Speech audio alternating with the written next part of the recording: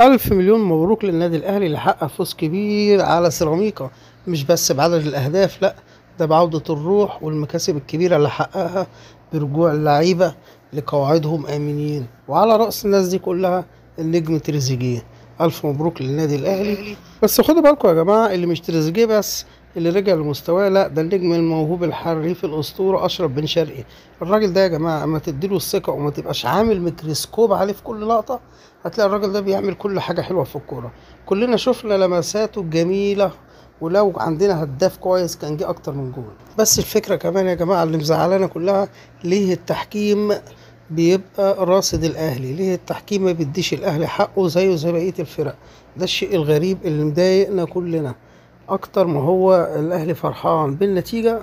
برضو احنا مستغربين جدا ليه الناس بتعمل كده مع الاهلي. الكرة تخش جوه الجون وجاية مظبوطة وخبطة في صدر حارس المرمى بتاع سيراميكا، والحكم ما حسبش حاجة.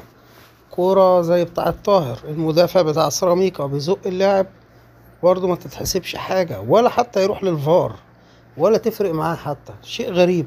والكرة على العكس لو جات لفريق سيراميكا يجري يبص يشوف الفار، مش عارفين في ايه. وطبعا مش عايز اقول لكم كام كوره جت في ايد اللعيبه، كام لمسه يد جت من فريق سيراميكا. مش عارف، في حاجه غريبه في الدوري، او تقريبا هم راصدين النادي الاهلي بتعليمات كبيره ان هو لازم يخسر. ولو انت مش مصدقني، هات اي ماتش من اول السنه للنادي الاهلي في الماتشات اللي اتلعبت وبص على التحكيم فيها، هتلاقي في حاجه غريبه وعلامه استفهام في التحكيم. زي ما يكون واخدين تعليمات اللي الاهلي لا ما يكسبش وما يتحسبلوش ضربات جزاء، هو كده وخلاص. إيه يا جماعه، انا مش عارف في ايه بالظبط. انت بتلعب كوره، دي كوره مش حاجه الناس مش شايفاها. فاحنا مش هنضايق نفسينا، وبرضه ان شاء الله الاهلي هيرجع للاحسن ودايما هيجيب البطولات. شكرا لكم والسلام عليكم ورحمة الله وبركاته.